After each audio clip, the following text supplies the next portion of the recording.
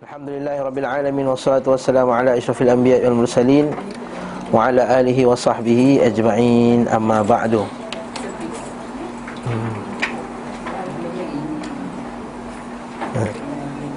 Dalam patah Arab, kathratul kalam lin nisa'.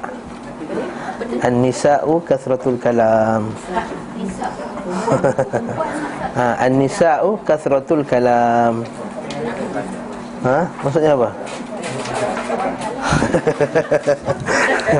An-nisa'u kathratul kalam. Orang banyak cakap.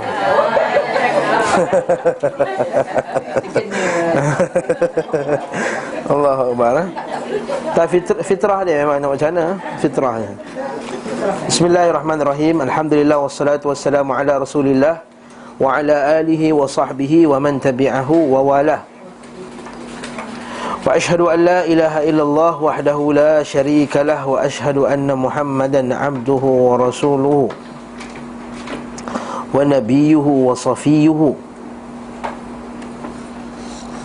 wa sayyidul ghurral muhajjalin wa sayyidul mursalin wa ala alihi wa sahbihi ajma'in, amma ba'du. Sama kitab Zadul Ma'ad, muka surat 85. 8 lah? 87 ya? Masa wafat Nabi, ayah beliau tu dah sudah ya? Sekarang kenabian pula. Pada muka 87, pada usia 25 tahun, beliau sallallahu alaihi wasallam pergi menuju Syam dalam satu rombongan dagang. Berapa kali Nabi pergi ke Syam? 2 kali dah. Yang pertama kali waktu dia kecil tu, masa bila dia pergi bersama dengan pakcik dia kan, dalam beberapa perenggan sebelumnya. Yang akhirnya Buhaira ataupun Bahira minta pakciknya hantar baliklah Nabi Muhammad sallallahu alaihi wasallam, bertakutkan akan padri-padri Yahudi yang ada ketika itu, rahib-rahib. Bila dia nampak, dia tahu yang Nabi ni daripada golongan Arab, nanti mereka takut, rahib-rahib ni atau padri-padri Kristian tu takut nanti orang-orang Yahudi akan membuat kejahatan kepada Nabi Muhammad sallallahu alaihi wasallam. Dan ini perkara yang biasa sebab Allah Ta'ala sebut dalam Quran, wala tajidanna ashaddan nasi adawatan lil ladzina amanu al-yahuda wal ladzina asyraku. Allah Ta'ala kata dalam Quran, kamu akan dapati orang yang paling benci kepada kamu, iaitu orang yang beriman, ialah orang Yahudi dan orang musyrikin. Wala tajidanna aqrabahum mawaddatan lil ladzina amanu alladzina qalu inna nasara. Dan kamu akan dapati orang yang lebih dekat kecintaannya, hatinya kepada kamu, ialah orang Nasrani. Dzalika bi anna minhum qissisina wa ruhban. Kerana pada mereka itu ada padri-padri yang baik. Ada padri-padri yang baik. Wa idza sami'u ma unzila ila rasul tara a'yunahum tafinu min ad-dam'i. Mereka ni, padri-padri yang baik ni, kalau dengarlah apa ayat yang turun kepada Nabi Muhammad sallallahu alaihi wasallam, mereka sendiri akan menangis. Mimma arafu minal haq, kerana mereka itu tahu akan kebenaran. Sebab itulah cara Nabi sallallahu alaihi wasallam berdakwah kepada orang Kristian dia agak lebih lembut berbanding dengan orang Yahudi. Sebab tu bila Nabi SAW hantar Muaz bin Jabal, dia kata kamu akan pergi menuju satu golongan yang hati mereka lembut, maka ajaklah mereka mengucap la ilaha illallah. Nampak? Nabi kata orang Kristian ni lebih lembut jiwanya. Sebab itulah cara kita menghadapi orang Kristian tak sama macam kita hadapi orang Yahudi. Sebab tu jangan kelompokkan semua orang musuh Islam ni dalam satu cara kita bermuamalah, tak sama.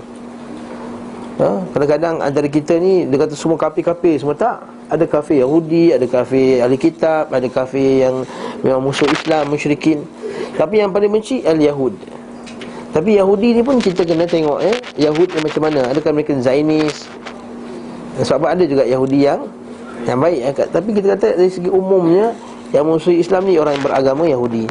Sebab itulah Nabi pun dihantar pulang.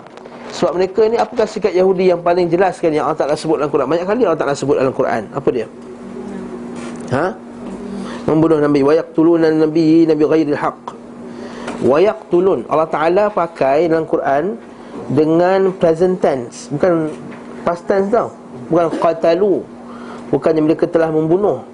Mereka ini sikapnya Allah Ta'ala sebut dengan present tense. Dengan orang putih itu present perfect, kills, macam itulah, killing. Okay? Maknanya dia ni yaqtuluna an-nabiyyin bighairi haqq. Yaqtulun tu maksudnya ya qaf ta lam waw nun. Dalam bahasa Arab dia fi'il apa tu? Fi'il mudhari'. Fi'il mudhari' maksudnya benda yang sentiasa berlaku ataupun yang akan sentiasa dilakukan. Jadi kat situ bila ayat tu turun berzaman Nabi Muhammad sallallahu alaihi wasallam, kenapa mereka masih lagi pakai present tense sedangkan nabi yang terakhir? Dalil bahawa mereka juga berusaha untuk membunuh Nabi Muhammad sallallahu alaihi wasallam, dan terbukti dengan sirah beberapa kali mereka cuba racun Nabi, mereka cuba baling batu dekat Nabi, mereka cuba perangkap dekat Nabi, banyak sangat. Jadi sangat benar apa kata-kata Allah SWT tadi, bahawa mereka ini senantiasa nak membunuh Nabi. Jadi kat situlah Bahira ni dia tahu benda tersebut. Bahira Rahib ni dia rahib, dia pekaji, dia baca kitab Bible, dia baca kitab Taurat, dia baca kitab Injil. Jadi bila dia tahu benda ni, dia memberi amaran kepada pakcik beliau. Tapi itu dulu. Kemudian pada umur 25 tahun pula, beliau sallallahu alaihi wasallam pergi menuju ke Syam dalam satu rombongan dagang. Akhirnya beliau sallallahu alaihi wasallam sampai ke Busra.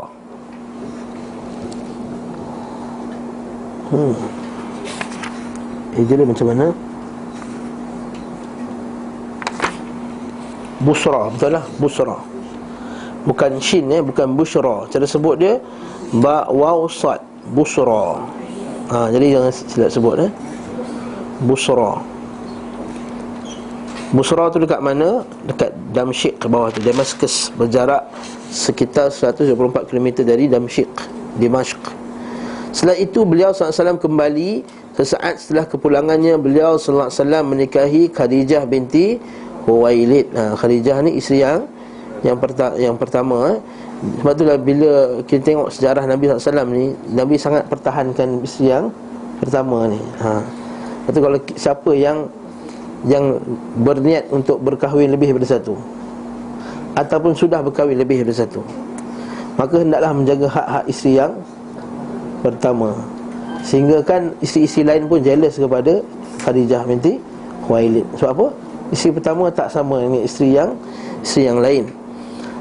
Dikatakan usia Nabi SAW saat menikahi Khadijah 30 tahun, ada yang kata 21 tahun, sedangkan Khadijah telah berusia 40 tahun. Kalau masyhur dalam kitab-kitab yang kita mengaji masa sekolah dulu, umur Nabi masa kahwin masa umur apa? 25. Ini kita kata khilaf mu'arrikhin. Tak perlu gaduh bab ni. Ada begitu juga dengan umur Khadijah. Ada yang kata umur Khadijah sebenarnya lebih muda daripada umur tersebut. Sebab dia fikirkan, dia buat kiraan apa semua. Kita katakan itu kiraan matematik lah. Kita kata mu'arrikhun, para sejarah kebanyakannya menukilkan bahawa umurnya ketika berkahwin ketika itu umurnya 40 tahun.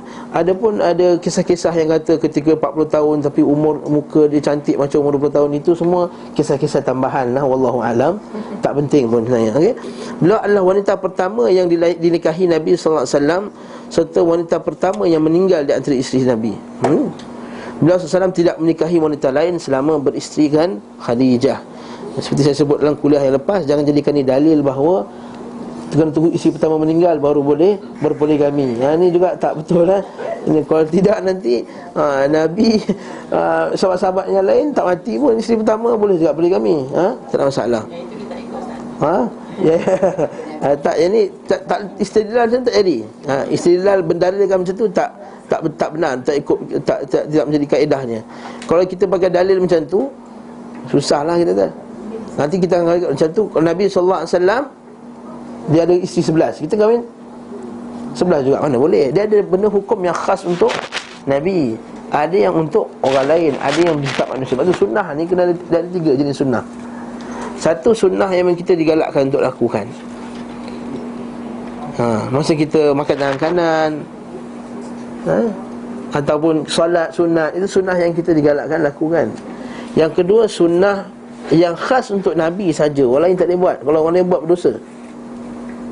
Macam kalau Nabi SAW boleh menikah dengan sebelah orang, Nabi boleh tak ambil wuduk lepas tidur, Nabi boleh tak buka puasa sampai besoknya. Kita tak boleh buka puasa, nanti makruh, bahkan boleh jadi haram kalau menyebabkan mudarat. Ada benda yang khas untuk Nabi SAW. Nabi wajib tahajud, dia tak wajib tahajud. Nabi tak mewarisi harta, Nabi tak boleh mewariskan harta, Nabi tak tinggalkan faraid. Waktu Nabi ada tanah, semua Nabi akan hantar. Apa pakai semua Nabi wariskan. Sebab itulah pernah sekali Fatimah ke nak minta sebahagian daripada harta Nabi, Abu Bakar Siddiq tak kasih. Sebab Nabi dah kata, nahnu al-masyarat anbiya la nurith, kata kami para anbiya tidak mewarisi. Hadis tu dari Syiah pakai tu. Dan katakan Abu Bakar ni menghalang hak ahli bait. Kalau kita kalau kata Abu Bakar menghalang hak ahli bait, menghalang hak keluarga Nabi, kenapa lepas tu Muawiyah apa semua tu bagi keluarga Nabi dengan lainan yang hebat, tak seperti yang orang lain. Kat situ kita kata nombor dua, ini khas untuk Nabi SAW. Jadi yang khas ni tak boleh kita kata nak ikut juga macam Nabi SAW. Ini kejadian dia sebagai manusia, isteri dia meninggal pertama. Yang ketiga, sunnah Nabi sebagai manusia. Yang ini tak ada galakan, tak ada juga anjuran. Nak ikut kerana cinta Nabi dapat pahala. Tak nak ikut, tak ada kira kita kata dia ni meninggalkan sunnah Nabi. Tidak. Contohnya Nabi makan arnab, Nabi makan lembu, Nabi makan kambing. Adakah bila seorang tu tak makan kambing, dia kata dia tak sayang Nabi? Kata ni ada kari kambing ni, tak makan. Kau tak sayang Nabi je. Kau kena makan kari kambing ni. Mana boleh. Betul tak Nabi SAW tidur atas tikar? Maka siapa yang jual atas tilam kat rumah, tak ikut sunnah Nabi, kena jual atas tikar. Tak boleh, tak benar. Nabi SAW makan kurma. Ada orang tak minat makan kurma, nak makan nasi. Aku tak makan kurma, tak ikut sunnah. Cuma ada sunnah-sunnah sebagai manusia ni, dia akan menjadi sunnah galakan bila ada cara tertentu dengan Nabi. Dia jadi galakan cara tertentu. Macam makan tangan kanan, itu dah jadi sunnah galakan dah. Makan tu sendiri adalah sunnah Nabi sebagai manusia. Bila makan tangan kanan, kat sini dah ada jadi sunnah galakan. Tidur tu memang sekali fitrah manusia. Tapi tidur di atas lambung yang sebelah kanan dah jadi sunnah. Biasa ada galakan kat situ. Contohnya apa lagi? Memakai pakaian. Nabi akan jubah tu pakaian Arab. Tak semestinya orang tak pakai jubah tak ikut sunnah Nabi SAW. Kalau negara Arab yang basuh longkang pakai jubah. Abu Jahal pakai jubah. Betul tak? Jadi kat sini kita bagi tahu. Tapi kalau dia pakai baju putih ketika hari Jumaat, jubah putih hari Jumaat, kat situ ada pahala tak? Ada pahala lebih sebab Nabi galakkan memakai pakaian putih bagi lelaki. Lelaki, sekali lagi lelaki, bukan wanita. Kat sini kita faham tiga dia. Sebab banyak orang dia masukkan yang ini sebagai manusia tu ke dalam sunnah yang perbuatan tadi. Serban juga bukan termasuk galakan. Cuma kalau kita pakai kerana kecintaan kepada Nabi SAW, dapatlah pahala kecintaan. Seperti seorang sahabat yang dia tak suka as-sarid pada awalnya. Nabi ni sangat suka as-sarid. Nabi kata kelebihan dia kata wanita yang perfect dalam dunia ni 4 orang je. Wanita yang sempurna. Siapa je? Fatimah, Khadijah, Fatimah, Asia, isteri Fir'aun, Maryam. 4 orang. Tapi lepas tu Nabi sambung lagi. Tetapi kelebihan Aisyah berbanding dengan mana-mana wanita dalam dunia ni seumpama keutamaan as-sarid. As-sarid ni jenis makanan yang Nabi suka sangat, ke atas makanan yang lain. Maksudnya Nabi ni ada satu makanan yang Nabi sangat suka, favourite-nya. Dalil bahawa Nabi manusia, dia suka makanan favourite. Jadi kita pun ada makanan favourite, biasalah. Betul tak? Sunnah Nabi. Tak ada kata. Jadi kata saya ada makanan favourite. Kau tak ada makanan favourite? Saya tak ada sunnah Nabi. Tak boleh kata macam tu. Itu fitrah manusia, dia ada makanan favourite. Jadi Nabi kata keutamaan as-sarid ini, keutamaan Aisyah berbanding dengan isteri-isteri yang lain, wanita-wanita yang lain, sebab keutamaan as-sarid berbanding dengan makanan yang lain. Seorang sahabat ni, saya lupa nama dia. Dia pernah sekali bila orang cakap dia kau suka as-sarid tak? Tak suka as-sarid, tak sedap lah kata. Tak selera kata. Tak ada selera as-sarid ni. Masa tu dia tak tahu lagi. Dia jenis makanan macam Bali, campur tepung, kacau-kacau, macam lembik, dia macam bubur. Jenis bubur as-sarid ni. Bubur Arab ni lah. Bukan bubur lambuk. Bukan bubur lambuk, bukan bubur Ashura kan. Jadi kat sini bila ada ni, bila sahabat tu dia kata dia tak suka as-sarid. Tapi dia kata Nabi SAW suka as-sarid. Terus dia kata, aku suka as-sarid lah. Mana ada aku tak suka. Kerana kecintaan dia kepada Nabi SAW, dia nak cinta apa yang Nabi cinta. Kat situ ada pahala tak? Ada pahala. Namun fizikal tu sendiri bukannya pahala. Perbuatan memakai serban sendiri bukan satu pahala, bukan itu amalan khas. Tak ada dalil Nabi, tak Nabi tak pernah galakkan, sahabat tak pernah kata galakkan. Cuma bagi orang Arab, kesempurnaan perhiasan itu ialah memakai serban. Itulah Imam Malik rahimahullah, bila dia nak mengajar, dia akan pakai serban. Mengajar hadis, mengajar lain dia akan pakai kopiah biasa saja. Tapi bila mengajar hadis, dia akan pakai serban, dia akan pakai pakaian yang special, kerana hormatnya kepada hadis Nabi SAW. Dari bahawa bagi orang Arab, kesempurnaan perhiasan itu ialah memakai serban. Serban ada yang berekor, ada yang tak. Tak kisahlah, sebab tak ada hadis yang khas. Tak ada hadis yang khas. Kalau kita buka Syama'il, Syama'il kita akan belajar pula. Kita Syama'il ni kita akan belajar ni. Ada serban Nabi kadang-kadang ada dua ini, kadang-kadang satu ekor, kadang-kadang dua ekor. Dua ekor maksudnya belakang tu ada dua. Ada dua ekor serban tu. Tak payah cerita lah, tak pakai Orang perempuan tak dapat lah. Orang perempuan tak bersunnah. Pasal tak pakai serban. Buat sekarang tu pakai serban, pakai tudung atas. Tak bukan. Itu lain. Bagi wanita, dia akan dapat, kalau ikut pakai tutup aurat, dapat sunnah Nabi lah. Bagi wanita maka lepas tu pada isteri, pada wanita Nabi kata, ya Rasulullah, banyak lelaki dapat banyak pahala, kami tak dapat banyak pahala. Nabi kata, apa pula perempuan semayang kat rumah dia, puasa, zakat, bazar ke zakat, duduk rumah, masuk syurga 8 pintu, dia boleh masuk mana-mana dia nak. Orang lelaki kena pergi jihad, kena pergi ma'amar nahi munkar, kena cari rezeki, banyak. Dia orang lelaki lagi susah masuk syurga, tetapi wanita lebih mudah masuk neraka. Memang terbuka 8 pintu untuk wanita, tetapi wanita lebih mudah masuk neraka. Lepas tu dia kata wahai isteri-isteriku, kata Nabi SAW, ya masyarakat nisa, tasaddaqna waqtirna min istighfar. Dia kata banyakkanlah sedekah dan banyakkanlah istighfar. Fa inni ra'aitukunna aktsar ahli al-nar, kena aku nampak banyak ahli neraka. Kenapa? Yakfurna al-ashir, dahaka kepada suami. Sebab apa dahaka maksudnya apa? Kata ulama hadis, dia kata iaitu bila dia buat salah je sekali suami itu, seolah-olah dia tak ada langsung kebaikan dalam dunia ni. Terlupa buang sampah je terus, dia korek semua. Masa mula-mula kahwin dulu, awak ni masa mula kahwin dulu janji nak buang sampah, sekarang ni dia korek balik. Habis semua. Yakfurnal ashir.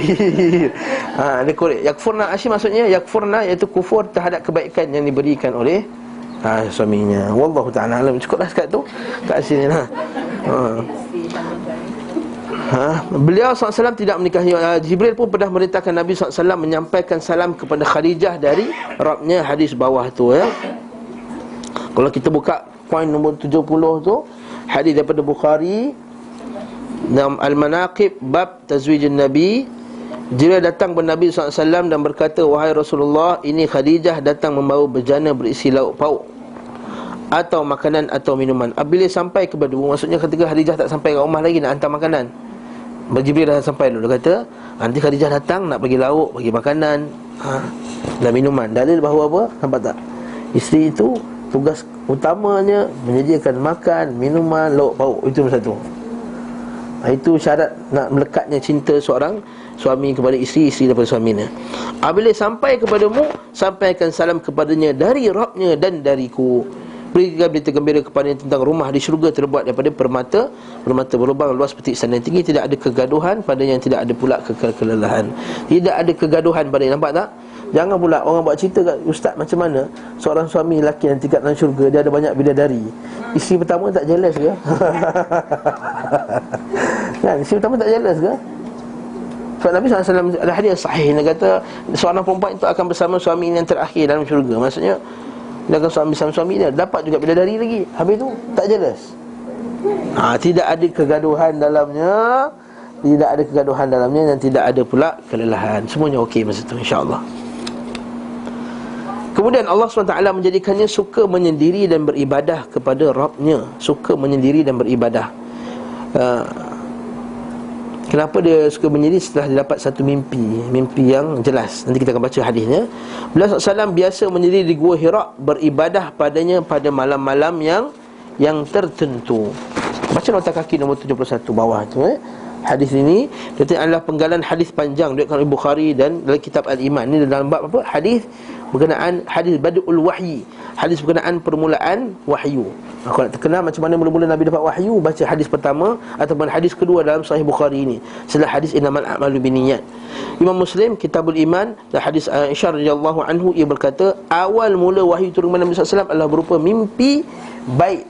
Dapat mula-mula dapat mimpi baik. Ar-ru'yah as-salihah minan naum.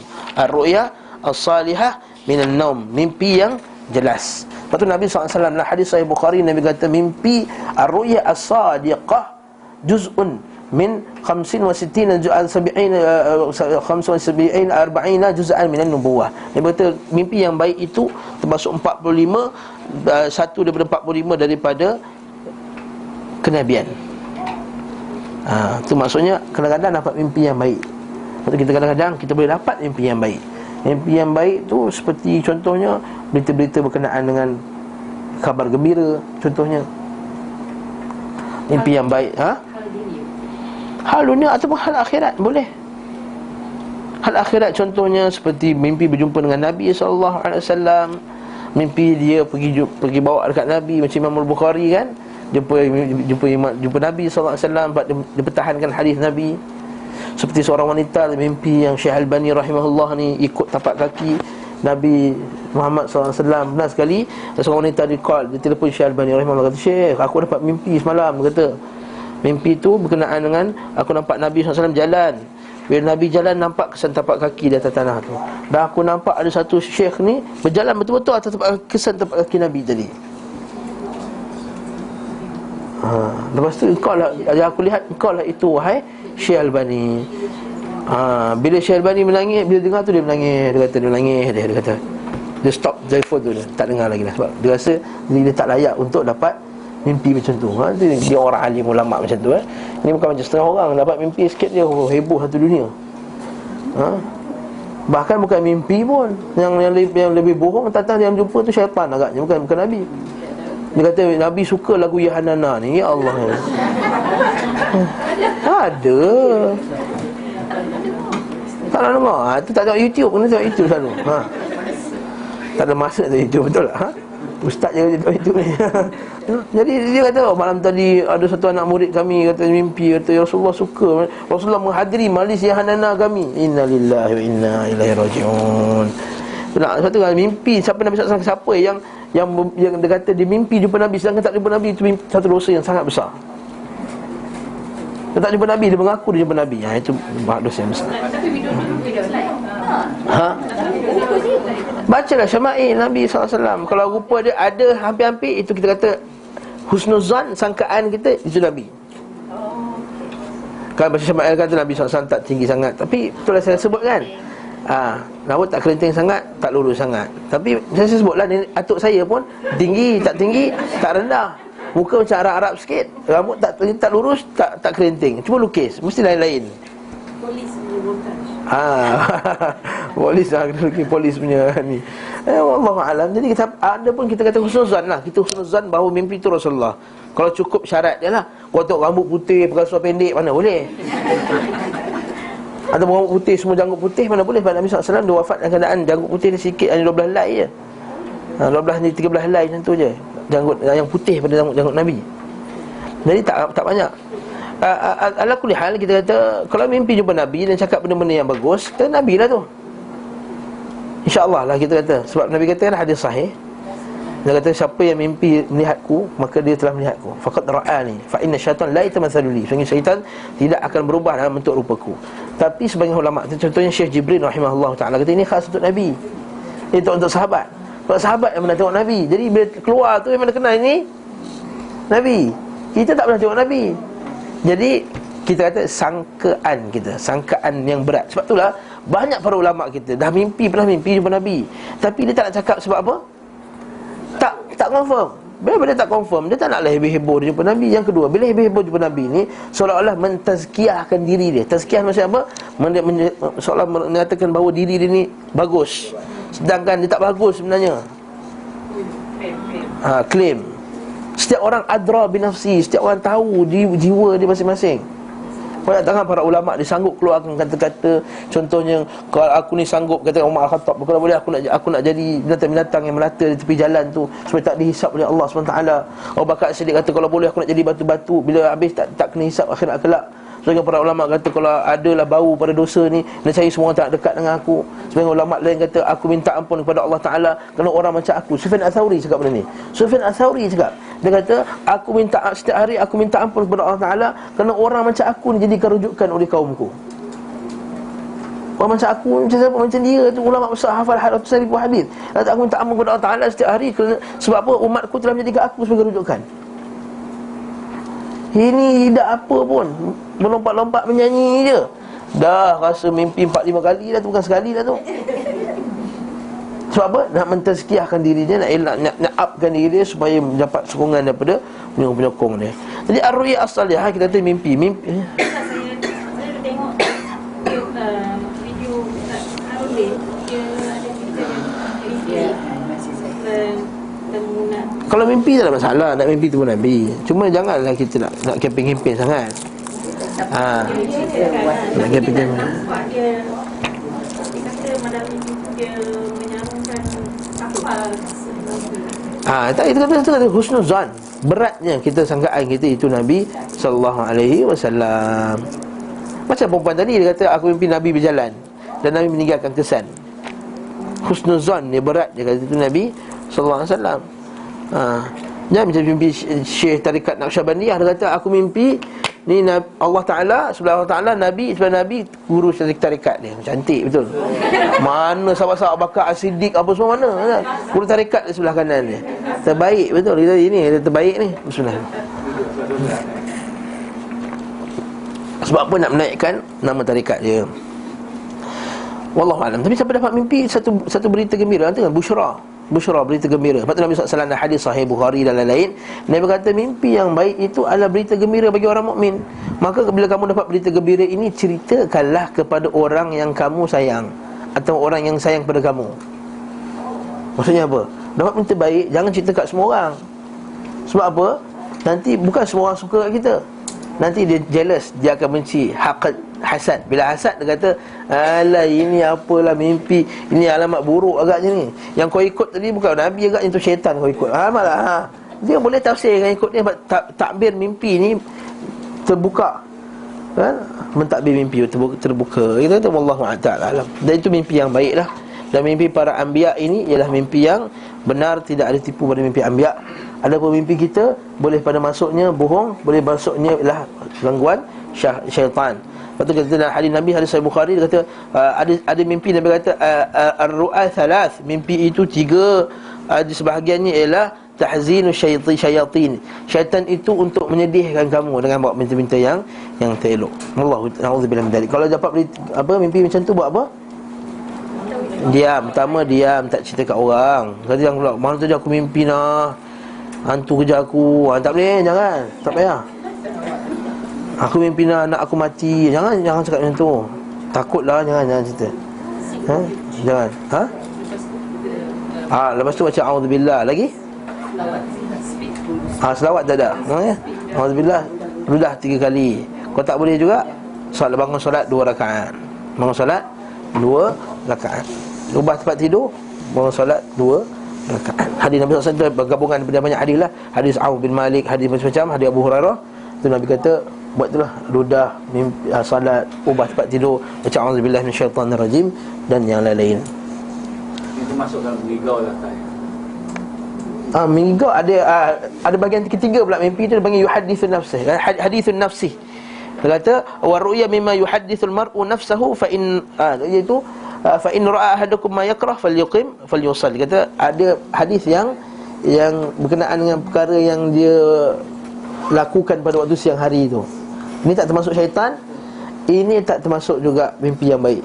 Ini memang kita kata mimpi yang ilmu psikologi kata tu lah. Mainan tidur. Mainan tidur tu bagi 2 lah. Satu syaitan tadi, satu lagi yang tadi diri kita tadi.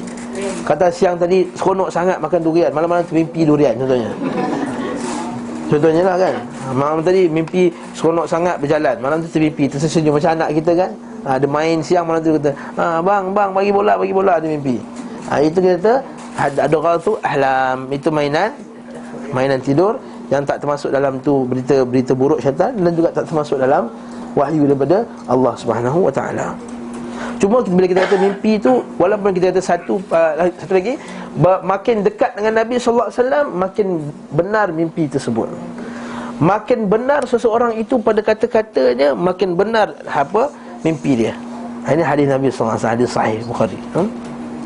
Nabi kata, asdaqahum hadith, asdaqakum ru'ya, asdaqakum haditha.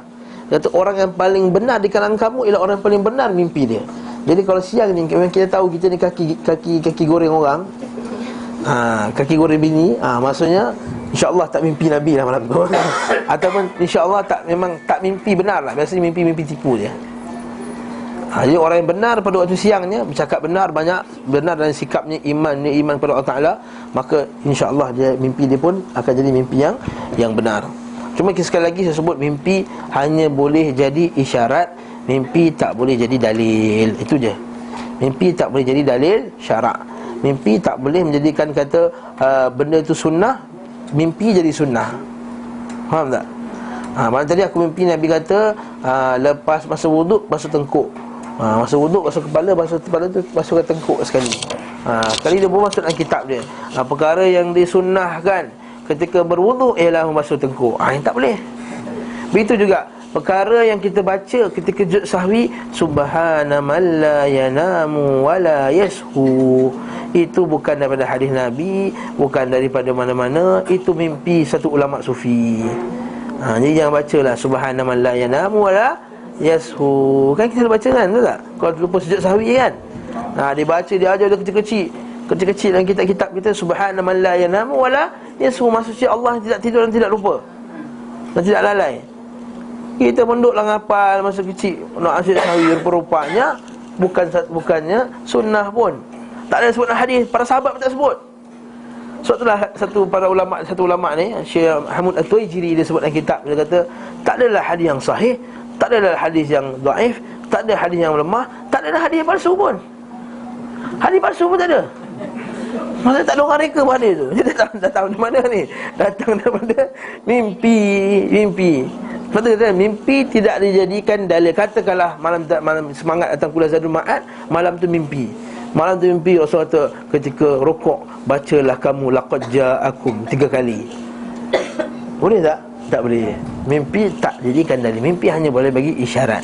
Mimpi boleh dipakai ketika dia suruh kita buat benda yang baik. Mungkin benda tu kita selalu lupakan. Katakanlah kita jarang baca Quran, malam tadi mimpi Nabi kata bacalah Quran, jangan kau tinggalkan Quran, contohnya. Kita kata kita husnuzan itu Nabi. Tengok buka-buka kitab Syama'il, rupa macam Nabi. Apa yang disebut tu semua ada lengkap lah, walaupun tak 100%. Jadi kita kata, abang tadi aku mimpi Nabi nasihatkan aku supaya jangan tinggalkan baca Quran. Masa tu boleh jadikan motivasi diri, boleh, tak ada masalah. Ustaz, jadi lapas sujud sahwi tu sebenarnya melayas pun tak betul. Tak betul. Saya diajar tu Billahil azim. Saya berjumpa atas nama Allah yang azim. Tak adalah hadis Nabi. Subhana rabbiyal a'la wa bihamdihi lah. Gitu je lah. Itulah sekolah ajar nak buat macam mana? Bukan sekolah tuan ni, sekolah saya pun. Sekolah kat mana? Johor. Saya sekolah Kuala Lumpur ni. Sama juga. Wallahu ta'ala alam. Saya tak nak komen lebih-lebih. Enggak. Keluar pula. Okey, kenabian beliau apa? Pula. Mana? Kenabian baginda sallallahu alaihi wasallam berkenaan dengan nubuwat Rasul. Ibadah pada malam-malam tertentu. Malam-malam apa tu? Ibadah apa tu? Apa ibadah yang dilakukan? Bagus, soalannya bagus. Apa ibadah dilakukan?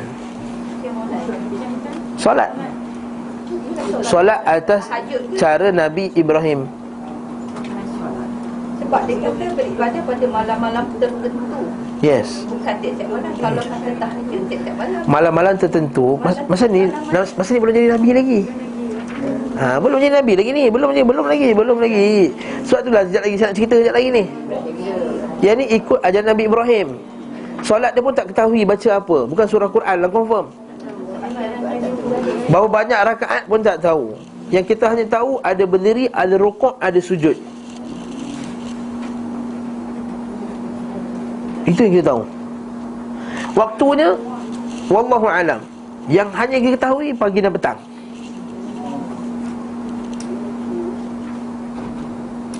Skill. Ya. Itu Nabi kan dia tak ada Nabi belajar tu sebelum mana dia tahu yang amalan itu dia ikut amalan Nabi Ibrahim. Diikut kebiasaan solat yang telah dilakukan oleh orang Arab, orang jahiliah masa tu. Memang dah diamalkan. Memang diamalkan. Kan orang Arab jahiliah ada puasa, ada tawaf, ada solat. Bahkan masa Nabi dah dapat wahyu pun, Nabi dapat wahyu, kan? Nabi masih lagi meneruskan salat, tapi bukan salat yang macam Jibril ajar lepas tu. Sujud, rukuk. Sujud, rukuk, cuma bacaan dia lain lah. Lepas tu tak ada lagi bacaan-bacaan. Sebab arahan untuk salat yang 5 waktu tu ialah ketika tahun ke-10 nanti kita belajar nanti. Sekitar tahun ke-10, 11 tu, ketika Isra' dan Mi'raj. Jadi apa yang dia buat? Dia meneruskan apa yang sebelum tu dah ada, dengan tak dicampur padanya syirik. Sebab itulah bila Nabi Muhammad SAW, bila dia tengok umat dia macam tu, sebab tu dia rasa bingung, rasa kebingungan. Sebab tu dia mimpi bukan dia suka menyendiri. Dia tak suka lagi campur dengan kaum ni yang rosak. Dan dia beribadah dengan cara yang, sebab tu kita kata, kalau kita baca kaji sejarah, ajaran Nabi Ibrahim itu masih kekal lagi pada orang Arab jahiliah. Nabi tak tahu membaca, tak tahu menulis. Macam mana dia belajar? Atuk kita pun tak tahu baca dan menulis, boleh solat. Mak mertua saya tak tahu baca dan menulis, boleh solat, boleh puasa, boleh pergi haji, hafazan dan lihat. Dan orang Arab jahiliah ketika itu memang dikenali tak tahu menulis. Nahnu ummatun ummiyah la naktub wa la nahsub. Hadis Sahih Bukhari. Kami umat yang ummi, kami tidak menulis dan kami tidak membuat hisab falak. Waktu dia orang ni tengok bulan, anak bulan, keluar anak bulan baru puasa. Dia bukan macam orang Rom dah kaji dah bila bulan ni masuk, macam kita sama sekarang kan. Kalender kuda dah keluar dah, bila raya, betul tak? Dah boleh buat rancangan dah, nak beli kampung bila apa semua. Dan biasa kalender kuda ni tak silap. Kalender kuda tak silap betul. Mana nak buat ni bukan ikut kalender kuda. Jadi bukan nak kutuk. Kalender kuda tu tergantung sebab ada gambar. Itu cerita lain nantilah kemudian. Ustaz, adakah pada masa itu ajaran Nabi Isa? Okey, Nabi Isa siapa yang ikut Kristian ada ikut Nabi Isa lah. So, maknanya itu ajaran daripada Allah yang betul yang Tapi ada sebahagian dah bercampur. Nabi Ibrahim punya ajaran pun dah bercampur. Nampak tak? Nabi Ibrahim dah bercampur. Wa ma kana du'a'uhum illa muka' wa tasdiyah. Mereka tawaf mereka, doa mereka melainkan muka' wa tasdiyah, melainkan disesiur muka' wa tasdiyah. Sebab itulah Islam tak berminat sangat tepuk tangan, Islam tak berminat sangat siul. Wa ma kana du'a'uhum illa muka' wa tasdiyah. Tidak ibadah mereka melainkan muka' wa tasdiyah, siul. Tepuk tangan. Jadi ibu bapa Nabi Muhammad tu macam isu ni, ibu Nabi Muhammad SAW yang jadi isu yang besar yang menyebabkan Ustaz Zahzan telah dikafirkan oleh satu ustaz tu. Okay. Sebab ikut hadis yang sahih, dah hadis Sahih Bukhari, Muslim bukan Bukhari, Muslim. Yang kata Nabi SAW, dia kata inna abi wa abaka finnar. Sungguh bapa aku dan bapa kau dalam neraka. Kalau orang tanya mana unta aku, mana ni, Nabi dah bengang. Lah dia tanya soalan yang menyakit hati Nabi kan. Tanya mana unta aku, mana kambing aku. Sebab dia kata ini Nabi mesti tahu semua kan. Jadi bila tanya mana bapa aku, Nabi marah. Dan kadang-kadang marah dia kata sungguhnya ayahku dan ayah kamu dalam neraka. Satu hadis pertama. Hadis yang kedua, yang Nabi SAW menangis di kubur, sebuah kubur kan. Sekali sahabat kata kenapa, dia kata aku minta kat Allah Ta'ala dua perkara. Allah Ta'ala bagi aku satu dan tak bagi aku satu lagi. Allah Ta'ala minta aku minta kat Allah Ta'ala supaya aku boleh ziarah kubur mak aku. Allah Ta'ala benarkan. Jadi dalil bahawa kita boleh ziarah kubur ibu yang musyrik. Yang kedua, aku minta supaya ibu aku Allah Ta'ala mengampunkan ibuku, tak diampunkan. Jadi atas dasar itulah sebahagian besar ulama, terutama ulama-ulama hadis, mengambil pendapat bahawa ayah dan ibu Nabi tidak meninggal di atas jalan Nabi Ibrahim, dan tak termasuk pun ahlul fatrah. Kalau ahlul fatrah, kenapa dia diazab? Dalil bahawa orang sebelum Nabi SAW, orang jahiliah sebelum Nabi, mereka tidak termasuk ahlul fatrah. Sebab kalau ahlul fatrah, iaitu orang tak sampai kepadanya ajaran kebenaran Nabi Ibrahim, tak mensyirikkan Allah Ta'ala tu. Mereka sampai sebenarnya ajaran tu, tapi dia orang tak nak ikut, dia orang tambahkan dengan bid'ah. Itu masalah bid'ah ni. Dia tambah bid'ah, dia tambah dalam ajaran. Akhirnya mereka telah menyembah berhala. Kalaulah mereka itu ahli fatrah, kenapa orang yang mula-mula bawa berhala ke negeri Arab, iaitu Amru bin Luhai al-Khuza'i. Ingat nama ni, Amru bin Luhai al-Khuza'i. Orang yang pertama bawa berhala di tanah Arab disembah. Dan hadis yang sahih dia kata, inni ra'aitu Amr bin Luhai al-Khuza'i yajurru qasbahu fin nar. Aku melihat Amru bin Luhai al-Khuza'i menarik tali perutnya di dalam neraka. Sebab dia orang pertama sayyibus sa'ib, orang yang pertama sekali buat as-sa'ibah. Sa'ibah ni satu jenis binatang, iaitu kalau dah sampai satu umur tertentu, dah beranakkan 7 orang anak, tak boleh sembelih lagi dah. Ini khas untuk berhala. Sa'ibah. Kalau kita, kalau surah Al-Maidah tu kan, tidak ada bagi Allah sa'ibatin wala hammin wala wasilatin walakinnal ladzina kafaru yaftaruna 'ala Allahi kadzib. Tapi orang kafir telah menciptakan kata-kata yang bohong atas Nabi atau Allah Ta'ala. Maksudnya tak ada benda-benda tu semua, tak ada. Itu sahaja bid'ah. Bid'ah dalam agama Nabi Ibrahim. Jadi kasih dalil satu, Amr bin Luhai. Kalaulah katalah orang sebelum zaman Nabi SAW adalah ahlul fatrah, tak kena azab. Kenapa Amru bin Luhai al-Khuza'i, Nabi kata aku lihat Amru bin Khuza'i ni tarik tali perut dalam neraka. Yang kedua, Ibnu Jada'an, seorang lelaki daripada Ibnu Jada'an. Ibnu Jada'an ni, kalau kita baca kisah dalam kitab-kitab sirah, dia ni orang yang pemurah sangat. Asal dia ni orang jahat, buat maksiat apa semua, kaki jahat. Satu hari dia mimpi, dia sakit macam mana tak. Lepas tu dia pergi satu gua, nampak dalam gua tu ada banyak harta. Macam cerita Piramli pun ada. Part tu tak sahih lah. Part tu tak pasti kebenaran sahih ke tak. Dia cakap kita salah. Jadi bila jumpa harta banyak tu, dia rasa nak ubah diri dia sedekah semua. Tapi ada hadis sahih daripada Aisyah radhiyallahu anha, kata, ya wahai Rasulullah, Ibnu Jada'an banyak sedekah, banyak tolong orang, banyak, adakah dia akan masuk syurga? Dia kata dia tidak akan masuk syurga, kerana dia tak pernah berkata sekalipun Rabbighfirli dhanbi, atau ampunkanlah dosa aku pada hari kiamat. Maksudnya dia tidak percaya kepada hari kiamat. Dalil bahawa macam mana pula kalau orang tu tak sampai dakwah Islam, dia boleh kena azab akhirat kelak. Dalil bahawa ajaran Nabi Ibrahim dah sampai. Yang ketiga, 3 orang, Zaid bin Amru bin Luhai Zaid bin Astaghfirullahalazim. Zaid bin Amru bin Naufal. Apa nama dia ni? Zaid bin Amru bin Nufail. Zaid bin Amru bin Nufail. Zaid bin Amru bin Nufail. Jadi yang ini pada zaman jahiliah Nabi sempat jumpa dia. Saya nak cerita, kalau saya belajar kuliah saya selalu cerita hamba Allah ni. Masa tu Nabi SAW belum dilantik. Dia sebagai manusia biasa lagi. Masa tu belum dilantik lagi. Dia pernah jumpa Zaid bin Amru bin Nufail. Orang pernah offer makanan sebenarnya sekali depan Nabi. Nabi ada kat situ, Zaid bin Amru bin Nufail ada. Sebab Zaid bin Amru bin Nufail bapa kepada sahabat Nabi, Sa'ad bin Zaid. Sa'id bin Zaid ni termasuk 10 ahli syurga. Bapa dia di syurga, anak ahli syurga. Bapa dia di syurga sebelum masuk Islam. Jadi masa tu bila dia offerkan makanan, binatang yang disembelih tak disembelih dengan nama Allah, dia boleh kata, kenapa kamu ni Allah Ta'ala turunkan hujan? Nampak tak? Ni akidah lah ni. Allah Ta'ala turunkan hujan, Allah Ta'ala tumbuhkan rumput, Allah Ta'ala bagi air, kambing tu Allah Ta'ala cipta. Bila sembelih, kamu sembelih bukan atas nama Allah. Aku tak nak makan benda ni. Nabi pun tak makan. Yang kedua, bila orang nak tanam anak, dia kata, best ni aku yang jaga anak tu. Kalau anak tu tak nak, dia kata tak apa, aku yang bayarkan kepada engkau supaya jaga anak tu. Ini Zaid bin Amr bin Nufail kata apa? Aku mendengar tapak kaki Zaid bin Amr bin Nufail dalam syurga. Dalil kata 3 dalil lah.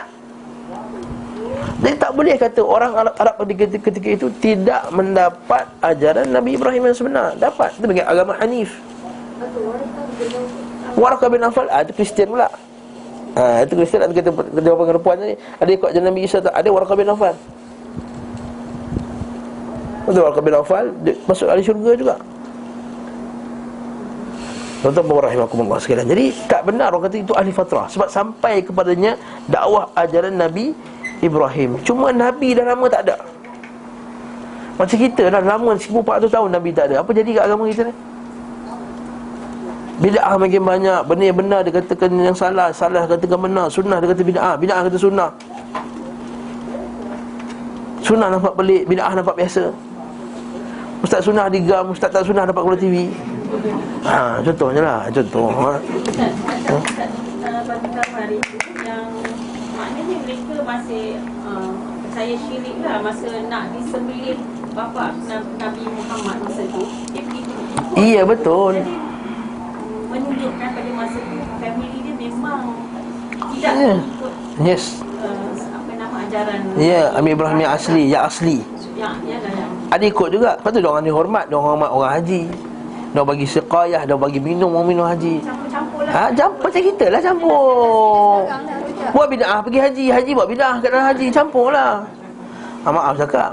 Pergi umrah buat bid'ah. Baca Quran tapi campur dengan bid'ah. Pergi buat tawaf juga tapi tawaf buat bid'ah. Apa bezanya kita tu? Nak cakap kan mengata kita tak cakap tu, tak cukup sangat tu. Kau cakap kan kata ustaz ni sama dengan orang sekarang dengan orang musyrikin. Saya bukan samakan kamu ni musyrik dengan dia tak musyrik, kamu tu musyrik tak musyrik, bukan. Saya samakan sikap. Sebab itulah Syekh Muhammad Abdul Wahab ada kitab yang sangat bagus. Yang kita patut mengaji kitab tu daripada Masail Jahiliyah.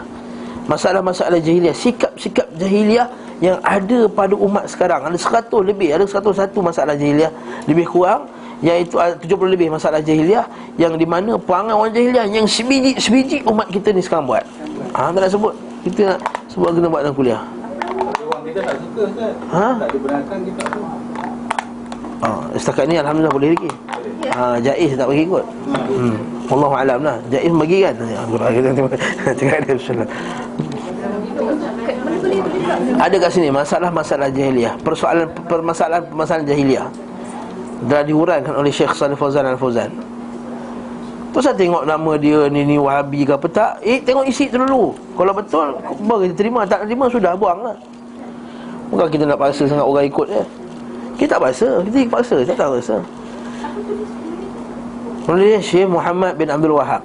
Tapi kalau matan dia tak ada huraian, baca dengan huraian sekali, iaitu Syekh Muhammad Salih Al-Fauzan bin Al-Fauzan. Muhammad bin Salih Al-Fauzan.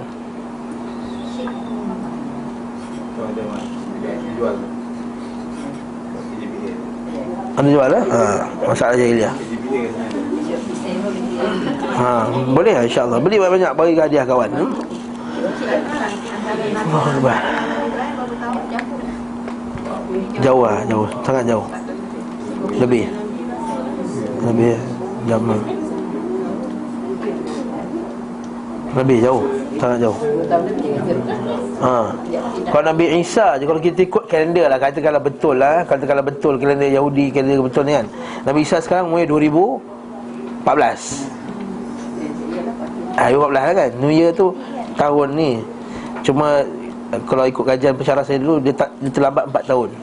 Jadi sekarang patutnya 2018. Patutnya sekarang ni 2018. Yalah, nenek kita punya IC pun tak betul. Betul tak? Nenek kita punya IC pun entah tahun berapa dia lahir, dia kata umur dia sekian-sekian kan. Dia kata zaman Jepun dulu baru daftar, kata zaman putih dia baru daftar. Tak masa tu umur dia berapa tak. Ni kat zaman Nabi Isa AS.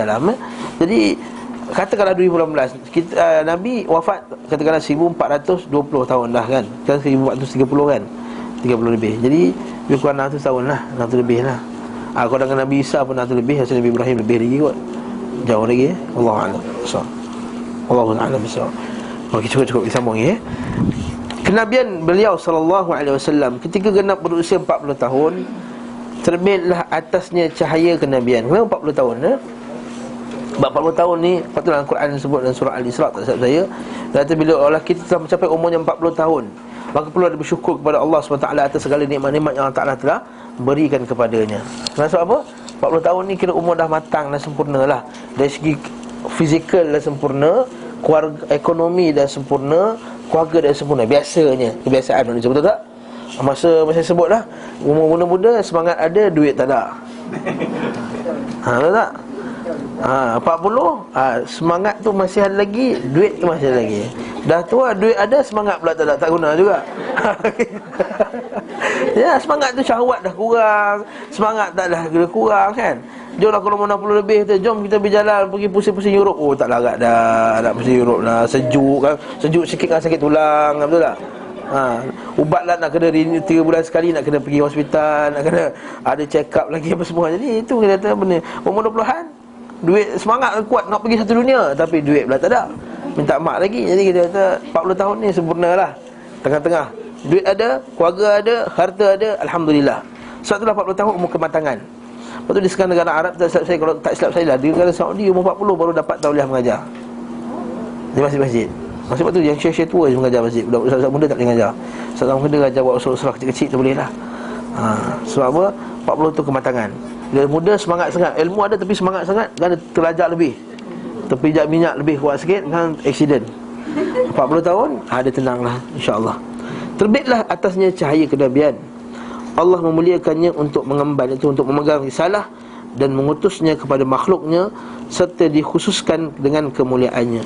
Allah Subhanahu Wa Taala menjadikan beliau sebagai kepercayaannya. Aminu, amin. Kepercayaan itu amin, itu bukan sekadar amanah dari segi amanah jaga barang ni. Kalau kita boleh belajar anak sekolah kan, Nabi itu bersifat amin, amanah. Amanah sebab apa? Nabi orang bagi barang kat dia, dia tak tipu. Dan amin yang paling besar sekali, aminu ala wahyi, iaitu amin, iaitu amanah dalam menjaga wahyunya. Nabi tak akan tinggalkan walaupun sedikit. Nabi akan ajar semuanya. Nabi tak akan menyimpan apa benda yang baik yang bagi dalam agama ni. Dia bukan macam cikgu silat, dia tak nak ajar habis sekali. Kalau ajar habis nanti anak murid dia bantai dia balik. Jadi dah ajar disimpan satu buah last sekali, iaitu kalau aku nak mati kan baru aku ajar. Tak, Nabi SAW bukan macam tu. Sebab tu kita tak boleh dakwa orang kata sebenarnya Nabi ada tapi Nabi tak ajar. Nabi ajar yang khas-khas je. Itu bukan. Seperti dakwaan sebagian tarikat kan. Dia kata tarikat kau dapat dari mana? Daripada Nabi lah. Macam mana? Tak nak dengar pada hadis pun. Yalah, tak semesti Nabi beritahu dalam hadis. Dia pusing. Rahsia dia hanya yang khusus saja. Orang yang khusus saja dapat benda ni. Siapa? Tok guru dia. Tok guru dia lah tu khusus. Lalu tu guru dapat mana? Dapat dari fulan. Fulan tu jauh daripada zaman Abu Bakar, zaman Abu Bakar Siddiq jauh. Kemudian dia kata dapat daripada Abu Bakar Siddiq. Kenapa Abu Bakar Siddiq tak ajar ke Abu Bakar atau ke Umar? Tak, Abu Bakar hanya ajar pada khusus saja. Dia kata ni, nak marah ni. Apa itu Umar tak khusus? Umar Osman tak khusus, Ali tak khusus. Cikgu kau khusus. Hebat betul. Itu kita kata aminu ala wahyi, dia amanah terhadap wahyu. Dia akan ajar semuanya dengan hamba-hambanya. Tak ada perselisihan bahawa putusan beliau pada hari Isnin. Tak ada perselisihan tentang bahawa Nabi ini diutuskan pada hari Isnin. Tetapi sebab tak ada khilaf. Sebab apa? Nabi dah bagi tahu dah kan, kenapa puasa hari Isnin? Sebab hari Isnin aku dilahirkan, hari Isnin juga aku dapat wahyu. Jadi kat situ tak ada khilaf. Cuma yang ada khilaf ialah tarikh dapat wahyu tu. Yang kita duk sambut 17 Ramadan, betul tak? Setiap tahun ialah tarikh nuzul Quran. Tarikh nuzul Quran kan? Adakah benar tarikhnya seperti disambut-sambut itu? Kita kata tarikh tersebut ada khilafnya, ada perbezaan di kalangan ulama. Di sini saya kumpulkan ada 5 pendapat yang saya dapat daripada artikel yang ditulis oleh Dr. Abu Anas Al-Madani. Dia dah kumpulkan dah. Dr. Abu Anas Al-Madani, Dr. Abdul Basit. Dia kata yang pertama sekali 17 Ramadan. Yang ni yang masyhur. 17 Ramadan ni diceritakan dalam kitab-kitab sirah. Bukan hadis, sirah. Dan salah satu periwayat dalam kitab sirah tu namanya Al-Waqidi. Al-Waqidi, nama perawi kisah tersebut. Tu kalau kitab sirah ulama-ulama kita dahulu, bagus dia bawa sekali nama perawi dia yang menceritakan ni siapa, supaya dapat diperiksa. Yang kau bawa kau punya sanad panjang sanad janggut Nabi tu, aku tak kenal seorang pun dalam sanad tu. Macam nak periksa? Dia kata Syekh fulan, entah betul entah tidak sanad tersebut. Nombor 2, tarikh dia 7 Ramadan dan juga 18, yang ketiga 18 Ramadan. 18 tadi 17, 7, 18. Dapat yang 7 dengan 18 ni dinukilkan oleh Syekh Safiyur Rahman Al-Mubarakfuri. Iaitu pengarang kitab sirah tu, Rahik Maktum. So, ada kita siapa ikut kita Rahik Maktum, ada kita nukilkan. Ada yang 21 Ramadan. Sebab apa 21 Ramadan? Hujah dia pertama sekali, dia kata Al-Quran turun pada malam Lailatul Qadar. Malam Lailatul Qadar. Jadi ada satu ulama ni, Syekh Mubarak Furi ni, dia pergi kaji balik takwim, tarikh pada tahun tu.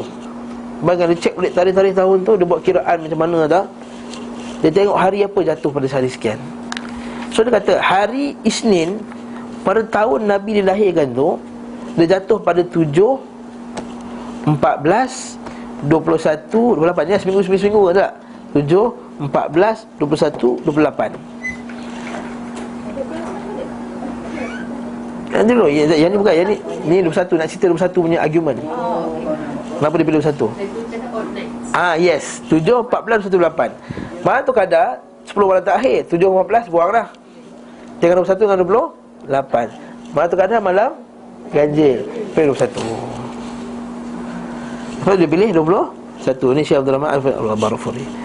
Pendapat yang lain pula, yang ni berdasarkan hadis riwayat Ahmad. Ni ada dalil yang ke-20, yang kelima ni, iaitu pada 24 Ramadan. 24 Ramadan. Tarikh ini berdasarkan satu hadis riwayat Ahmad. Hadis ini disahihkan oleh Syekh Albani rahimahullah daripada seorang sahabat namanya Wathilah bin Al-Asqa, anna Rasulullah SAW qala, Rasulullah SAW telah bersabda, dia telah diturunkan Suhuf Ibrahim itu alaihissalam fi awal lailatul min Ramadan. Suhuf Ibrahim turun pada 1 Ramadan, malam 1 Ramadan.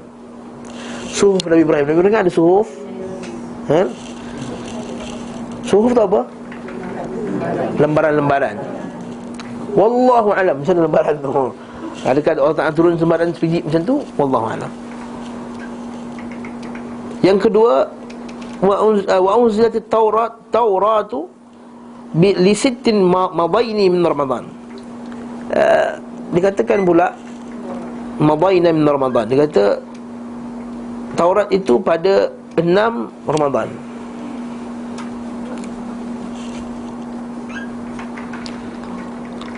Injil pula wal Injil li 13 khalat min Ramadan. Injil pula 13 Ramadan.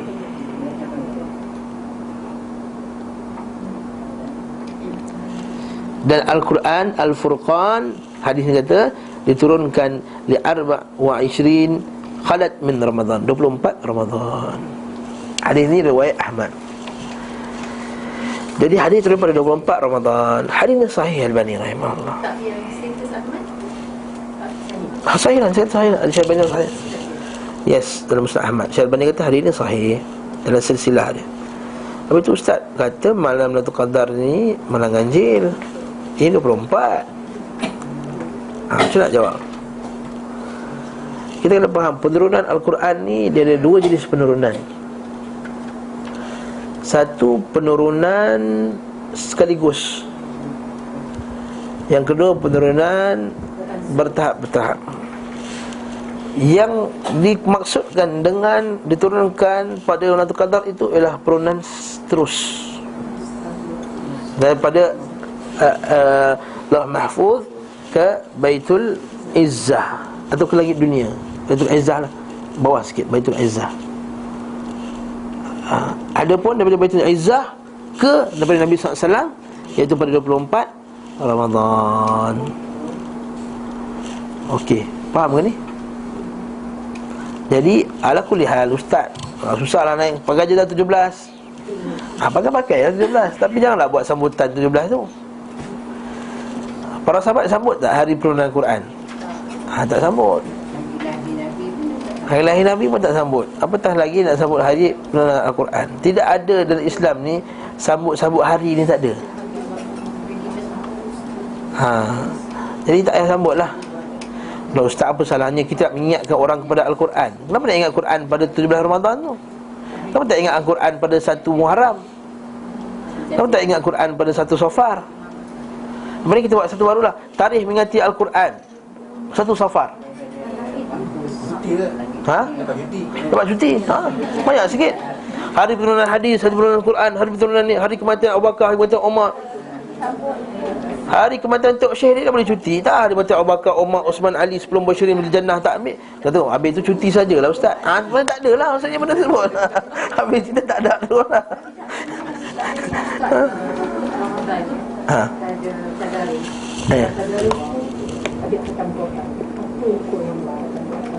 Satu Quran tak ada masalah. Majlis satu Quran sebagai para sahabat akan kumpulkan keluarga dia. Bila khatam tu kumpulkan, kemudian dia berdoa. Boleh, tak ada masalah. Tapi tak semesti bulan puasa. Sekarang boleh katakanlah khatam semalam, kita kumpulkan. Nak bagi makan apa bagilah, pulut kuning ke, tak semesti kena pulut kuning. Satu lagi lah, orang Melayu ni khatam je pulut kuning. Khatam boleh bagilah pizza ke, bagi ke ayam golek ke apa, boleh macam mesti pulut kuning.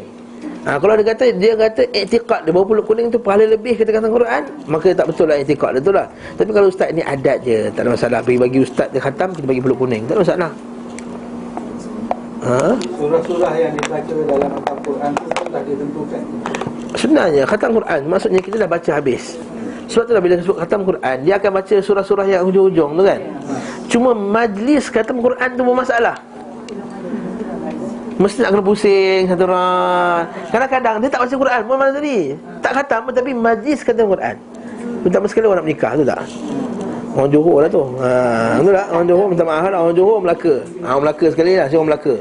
Tak, boleh kutuk lah, sama-sama negeri sama juga, malam tak pernah baca Quran pun. Malam tu buat majlis khatam Quran. Dia buatlah kumpul, seorang duduk tengah pakai cantik macam tu, baca Bismillahirrahmanirrahim. Baca pun tahu memang bukan orang mengaji punya baca. Baca banyak salah, tapi sebab apa? Majlis khatam Quran. Kalau dia sengaja buat macam tu, niat dia kerana untuk dapat sebahagian ganjaran pahala kerana baca khatam Quran, maka dah dia buat satu bid'ah lah. Pengantin perempuan dia, pengantin perempuan dia, orang lelaki tak khatam Quran lah tu.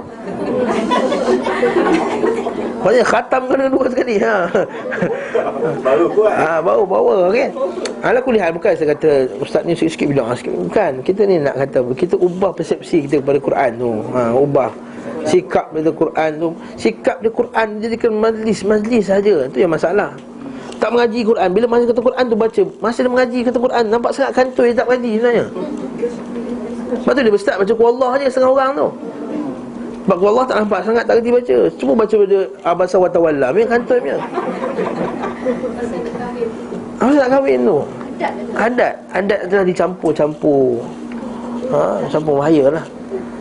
Patutnya itu ubah macam ni. Patutnya mengaji ya. Malam tu malam pengantin mengaji, panggil ustaz seorang pergi cek baca Quran. Sebelum kahwin ni pandai mengaji tu.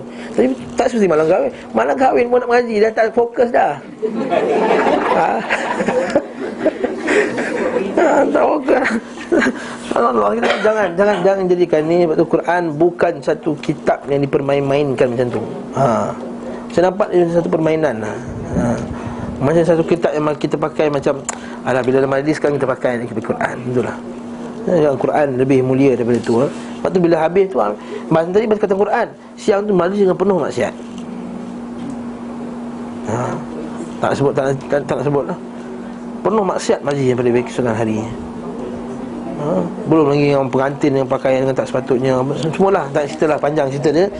Dah mengomel lah jadinya. Kita nak baca kitab ni. Yang salah tak salah. Ya. Ya, kan tegur lah. Tak ada yang memperwakili yang berhak, yang berkuasa Kita tak semua. Kata Imam Nawawi rahimahullah, mencegah kemungkaran bukan hak penguasa saja. Kita mula dulu. Lepas ni ada anak tak kahwin lagi, kita mulakan dengan perkahwinan sunnah. Tapi kalau boleh ditentukan, ditulis kat dalam TV ke bawah ke. Tak apa, tak boleh TV, kita boleh sebut internet, Facebook ada, semua kita boleh buat. Kita tak boleh semua kadang pemerintah. Sebab pemerintah ni banyak benda nak cerita kadang-kadang.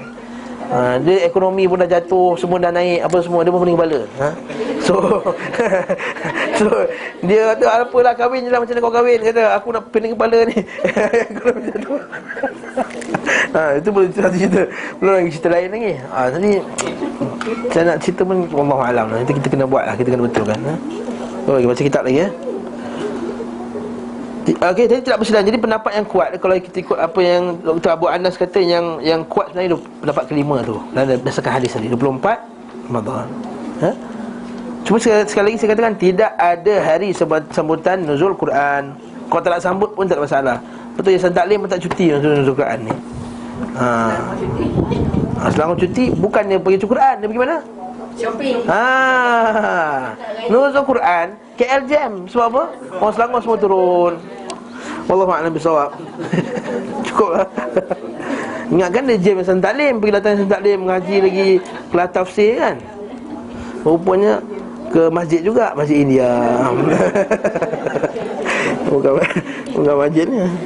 Namun terjadi perbezaan tentang bulannya. Bulan pun ada orang khilaf tau. Tak, Ramadan ada yang kata nampak. Dikatakan beliau diutus setelah 8 hari berlalu dari bulan Rabiul Awal. Nampak? 41 tahun setelah peristiwa gajah. Ini adalah pendapat majoriti. Okey. Kelompok lain nampak majoriti, kata Syekh ni. Sedangkan yang famous kat kita apa? 17 Ramadan kan? Nampak? Kelompok lain mengatakan peristiwa ini terjadi di bulan Ramadan. Pendukung pendapat ini berhujah dengan firman Allah, Syahrul Ramadan alladzi unzila fihi al-Quran. Bulan Ramadan itu diturunkan padanya Al-Quran. Mereka berkata, pertama kali Allah SWT memuliakannya dengan kenabian adalah menurunkan Al-Quran kepadanya.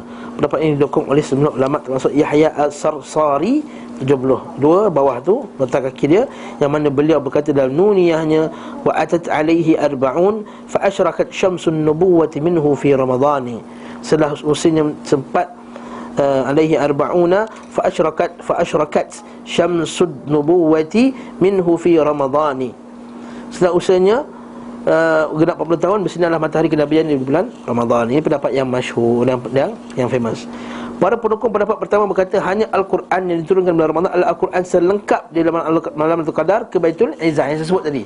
Jadi malam dikatakan pada malam Lailatul Qadar tu ialah daripada Lauh Mahfuz ke Baitul Izzah. Tapi kena ingat benda ni, satu benda, akidah ahli sunnah wal jamaah kata bukannya malaikat Jibril pergi ambil Al-Quran kat Lauh Mahfuz, pergi turun kat Baitul Izzah. Ini pendapat Asyuti, pendapat ni tertolak oleh para ulama ahli sunnah. Sebab pendapat ni mengatakan seolah-olah Allah Ta'ala tak bercakap dekat Jibril. Sebenarnya betul, telah tertulis di Baitul Lauh Mahfuz bahawa Allah Ta'ala akan menyampaikan kepada Jibril dengan saut, dengan suara dan huruf. Jibril dengarnya daripada Allah Ta'ala. Kemudian Jibril bawa turun dekat langit dunia. Wallahu a'lam macam mana. Kemudian bila langit dunia turun kat Nabi SAW dengan sautun wa harf, dengan suara dan huruf. Daripada macam mana? Daripada Allah Subhanahu wa Ta'ala tadi. Kenapa saya tekankan poin ni? Sebab ada golongan daripada umat Islam ini, golongan Mu'tazilah, yang Mu'tazilah dan juga golongan akal yang lain, dia kata Jibril tak dapat direct dengar direct daripada Allah Ta'ala. Dia ambil dari Lauh Mahfuz. Macam katakan saya tulis nota kat atas papan tu, jadi anak murid salin salin, lepas tu pergi bacakan dekat macam tu lah. Dia kata Jibril dia ambil dapat daripada Lauh Mahfuz tadi, ambil kemudian bacakan dekat Nabi SAW. Pendapat bukan daripada Allah Ta'ala dia dengar. Jadi suara tu suara siapa? Suara Jibril. Huruf-huruf siapa? Huruf daripada Jibril. Yang ni tertolak. Sebab itulah ulama salaf bila buat karang kitab dengan kata kitab akidah, dia kata Al-Quran kalamullah minhu bada'a wa ilaihi ya'ud. Al-Quran itu kalamullah, daripada Allah dia keluar dan kepada Allah dia akan kembali. Maksudnya kalau Allah kembali, akhirnya Al-Quran akhir zaman nanti dia akan ditarik kan. Itu maksud dia. Bukannya itu akidah ahli sunnah, bukannya dia ambil daripada Lauh Mahfuz tadi dia bagi ke. Atau pendapat kedua Al-Asy'ariyah sifat 20 yang kita duk pegang selalu ni, yang kita mengaji atas-atas saja sifat 20 ni. Kalau mengaji dalam lagi, dia kata sebenarnya Al-Quran ni Allah Ta'ala tak bagi tahu dengan suara. Bukan dengan suara. Dia bagi kalam nafsi. Kalam nafsi ni maksudnya apa? Allah Ta'ala kalam dalam diri, Al-Qa'im bi nafsihi. Kemudian dia bagi tahu Jibril. Bukan dengan saut, bukan dengan harf, bukan dengan suara, bukan dengan huruf. Sebab bagi dia siapa cakap dengan suara, maka Allah Ta'ala tu macam makhluk. Ini isu yang kita bincang dulu dengan Ustaz Nasai, itu datang itu seminar itu. Satu, Islam menafikan sifat-sifat Allah Ta'ala. Okey, itu tajuk dah. Lari sikit, menyimpang sikit akidah, ya. Ya saya. Bila Rasulullah dah bawa dia suruh sahabat tulis. Ya, sedangkan Rasulullah tak tahu. Jadi siapa yang advise sahabat tu menulis huruf apa? Tak, huruf Arab memang dah ada zaman tu. Memang. Tapi Rasulullah tak tahu, dia tak pandai nulis. Memang tak boleh. Tapi bila disebut Alif Lam Mim, orang Arab tahu tak? Tahu tak alif, tahu tak lam, tahu tak mim? Tahu. Sama juga. Zalika bahasa Arab. Zalikal kitab. Macam orang buta baca Quran lah. Orang tu baca Quran kan, zalikal kitabul la raiba fi. Orang yang tak mengaji, tak hafal Quran pun, tapi kalau dia tahu keadaan zalika, zal, lam, kaf. Tak, dari segi logiknya lah. Dari segi logiknya saya kata Nabi tak tahu pun huruf tu. Nabi tahu huruf tu, cuma Nabi tak tahu tulis. Tapi Nabi tahu. Nabi tahu, dia tahu alif lam mim, cuma dia nak terjemah kepada tulisan dia tak boleh. Dia ummi. Tapi dia tahu zalika itu. Alkitab tu kitab. Ya, tapi spelling dia tu. Spelling Nabi tak tahulah. Para sahabat dah tahu spelling dia. Jadi sedangkan Quran tu spelling dia perfect ke? Memanglah. Jadi itu yang saya muskilkan tu tadi. Rasulullah tak tahu huruf. What letter to use? Bila sahabat tu nulis letter apa yang macam ni, Al-Quran diturunkan di dalam bahasa Arab yang asli. Jadi orang Arab yang asli tahu perkataan tu. Contohnya orang yang buta huruf, dia bagi ucapan dia dalam bahasa Melayu. Kita yang tak buta huruf ni, kita boleh salin ucapan dia, dan kemudian dibacakan balik ucapan tu kat kita. Kata betul lah, ini yang aku ucapkan tadi. Jadi ada silap tak kat situ? Tak ada silap. Maka kata sampaikanlah salam, kata. Dia pun salin, sampaikanlah salam. SAMPAIKANLAH, SALAM. Dia pun baca balik. Sampaikanlah salam, dia baca kat kita. Betul lah tu. Dan Arab khullas, Arab yang asli.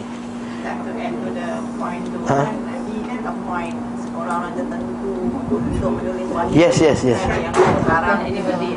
Itu isu dia. Betul, isu dia ialah tadi isu nak memastikan harga tulisan tu betul kan? Tulisan tu betul. Tulisan tu dipastikan betul ialah dengan memang diorang cek balik dekat Nabi. Hatta Nabi pun sendiri malaikat Jibril cek balik. Pada bulan Ramadan dia akan buat tadarus. Itu gunanya tadarus, untuk cek bacaan, bukan nak khatam Quran, ya. Orang kita tadarus untuk khatam Quran. Tak sempat ni 27 Ramadan nak khatam ni. Jadi kita bahagikan. Kita ada 40 orang. Grup 1 sampai juz 5. Grup 2 juz 6 sampai juz 10. Jadi cantik je. 17 Ramadan semua khatam. 18 masjid sunyi malam. Nanti. Itu orang kita. Ala kulli hal, tak tepi dulu. Macam itulah Quran diperiksa. Sehingga ketika Nabi SAW ketika dia hampir wafat 2 kali cek. Dan Nabi SAW dilantik penulis yang dipercayai. Yang kedua, Nabi yang kata letakkan ayat ini pada surah ini dan ini selepas ayat ini dan ini. Nabi beritahu. Al-Quran kan turun secara tidak tersusun. Ma hadhil ayah fi surati kadza fi kadza fi mawdi kadza wa kadza, Nabi kata. Letakkan pada ayat sekian dan sekian dan sekian dan sekian. Lepas tu Quran dulu pada sahabat berterabur. Sini sikit kumpulkan. Dia suruh Zaid bin Thabit, nasihat saya, Zaid bin Thabit untuk kumpulkan. Zaid bin Thabit kata, kalau suruh aku alih gunung, aku boleh alih gunung. Tapi nak kumpul Quran ni bukan kerja yang senang. Dia pun dah masuk Quran, dia tidak akan memasukkan ayat Al-Quran melainkan ada saksi dari segi hafazan dan saksi dari segi tulisan. Nampak? Bukan kerja yang senang. Dan surah pun daripada Nabi SAW juga. Cuma nama bukan. Nama surah. Sebahagian surah, yes, ada nama daripada Nabi. Al-Baqarah contohnya. Saya baca Al-Baqarah, akan datang pada akhirat kelak, apa awan yang akan melindunginya akhirat kelak. Saya baca surah sekian-sekian, maka dapat ganjaran sekian-sekian, kan? Tapi ada sebahagian surah memang bukan Nabi yang letak nama tersebut. Para sahabat radhiyallahu anhum. Sewaktu penulisan lettering Arab tu tak ada tanda-tanda. Yes.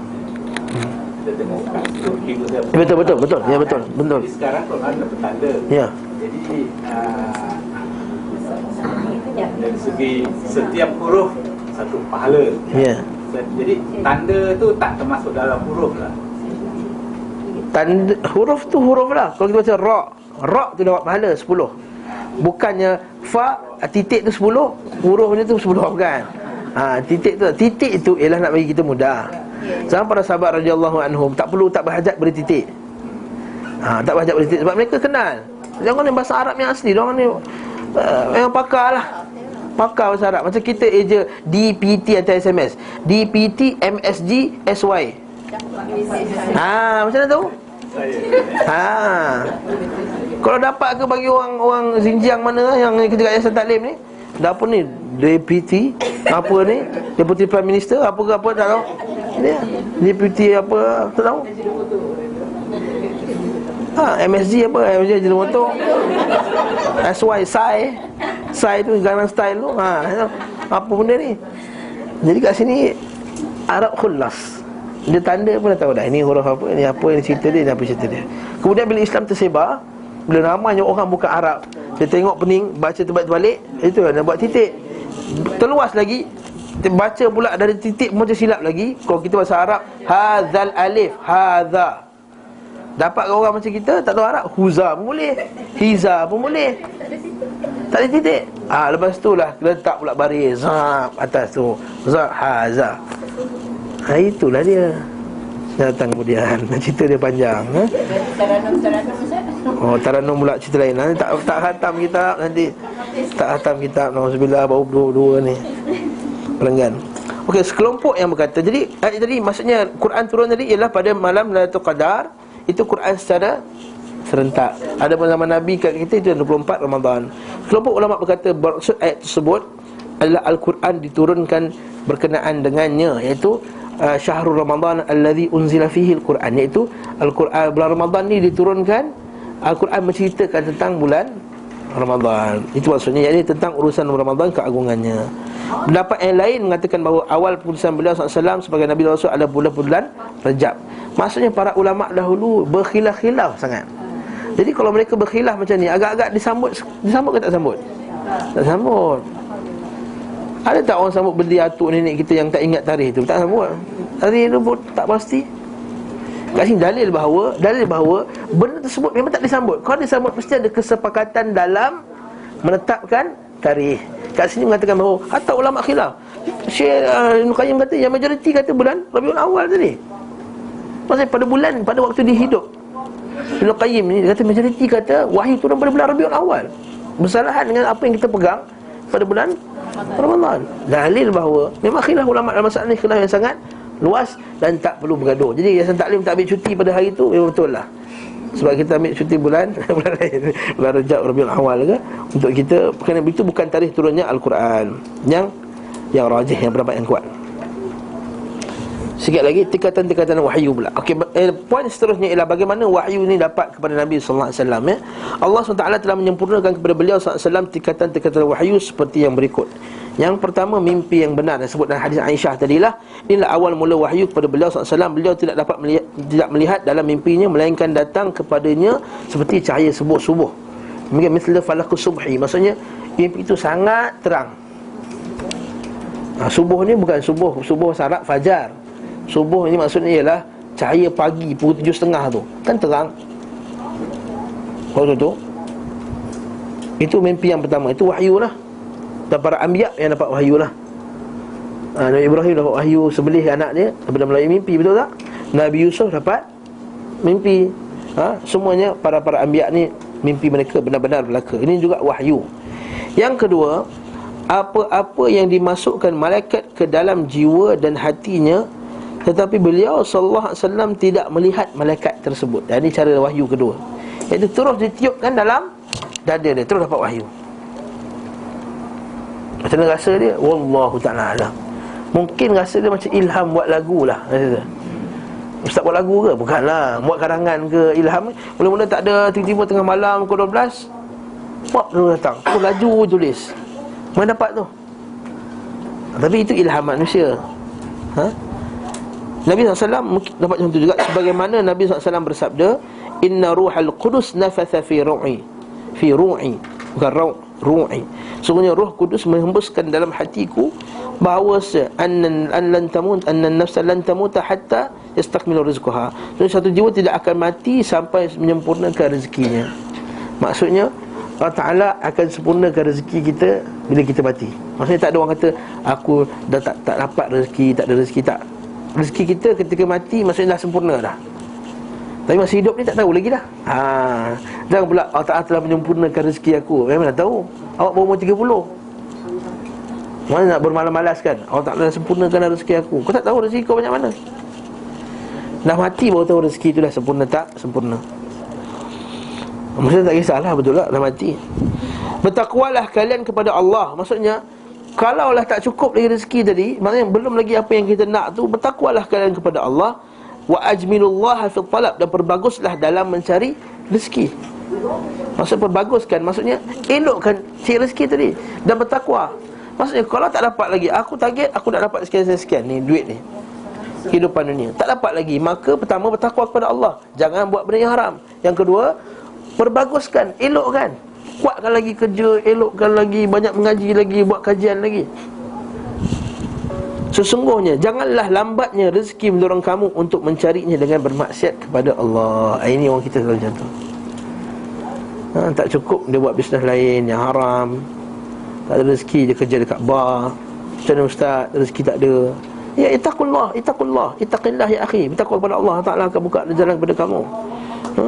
Kerana apa yang ada di sisi Allah tidak akan didapati kecuali dengan mentaatinya. Sebab tu dah hadis Nabi SAW, tidak ada benda yang paling menghalang seorang daripada rezekinya melainkan maksiat. Maksudnya kalau tak cukup kaya lagi tu, maksudnya banyak maksiat lah tu. Kalau ustaz saya dah kaya dah, kalau kamu tak buat maksiat lagi kaya agaknya. Ustaz saya dah kaya dah, rumah saya dah besar dah, 4 biji kereta Mercedes saya dah ada dah, saya dah kaya. Kalau tuan tak buat maksiat, mungkin tuan dah jadi macam Bill Gates. Dia kata macam tu. Tak nak jadi Bill Gates. Ya betul juga tu. Betul dia kata apa? Ada hadis yang sahih, tidak ada menyambung silaturahim, berbaik pada jiran, berbaik kepada keluarga, memanjangkan umur dan membanyakkan rezeki.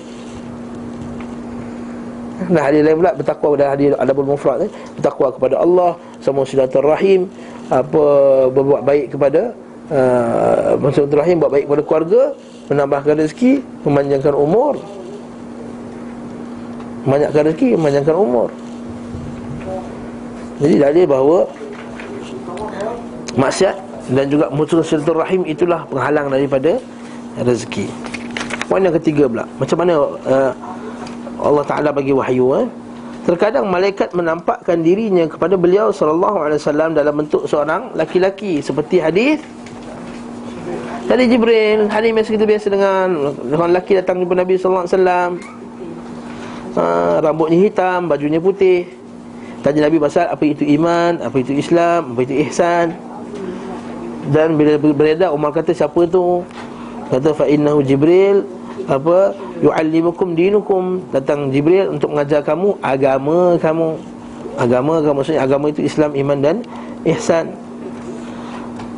Malaikat berbicara kepadanya hingga beliau SAW memahami apa yang dikatakan. Pada tingkatan ini sesekali terlihat oleh para sahabat. Baca nota kaki nombor 76 bawah tu, dia ada huraian hadisnya. Itu 76 tu hadis yang saya sebut tadi lah, hadis Umar tadi kan.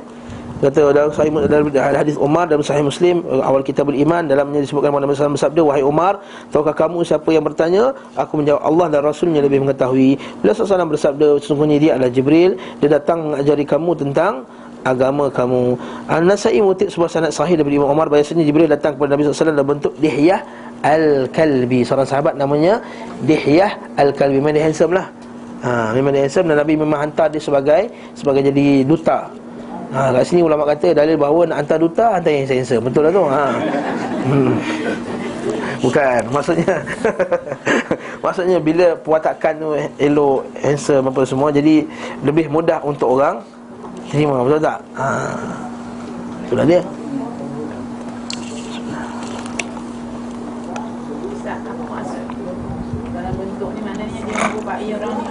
Dia buat rupa, dia berubah bentuk. Malaikat boleh berubah bentuk dalam bentuk manusia. Jadi dia berubah dalam bentuk manusia betul-betul dah ajarkan wahyu tersebut. Cuma ini Nabi. Jangan pula kita lepas ni datang main mana, kita tahu orang lelaki datang, nanti datang telah bagi wahyu kepadaku. Tak ada dah.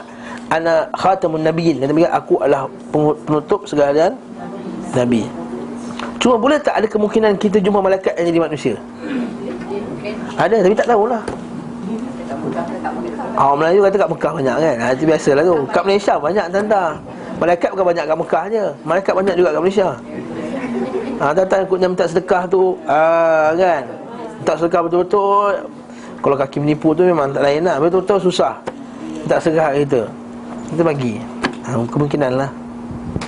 So ada hadis dia kan, kisah yang 3 orang tu, Bani Israel. Mendengar tak kisah tu?